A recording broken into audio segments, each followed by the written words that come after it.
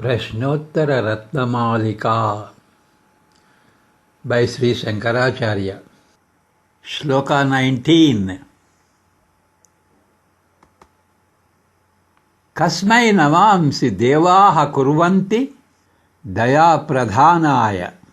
Whom do even the devas honor? Him who shows mercy and compassion. 19ನೇ ಶ್ಲೋಕ.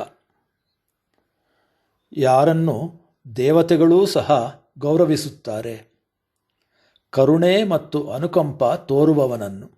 ಕಸ್ಮಾದುದ್ವೇಗಃ ಸ್ಯಾತ್ ಸಂಸಾರಾರಣ್ಯತಃ ಸುಧಿಯಃ. What should make us shudder? A person with a noble mind shudders at the fiercest forest called samsara. ನಮ್ಮನ್ನು ತತ್ತರಿಸುವಂತೆ ಮಾಡುವುದು ಯಾವುದು? ಸಂಸಾರ ಎಂದು ಕರೆಯಲ್ಪಡುವ ಘನ ಘೋರ ಅರಣ್ಯವು ಉದಾತ್ತ ಮನೋಭಾವದ ವ್ಯಕ್ತಿಯನ್ನು ತತ್ತರಿಸುವಂತೆ ಮಾಡುತ್ತದೆ.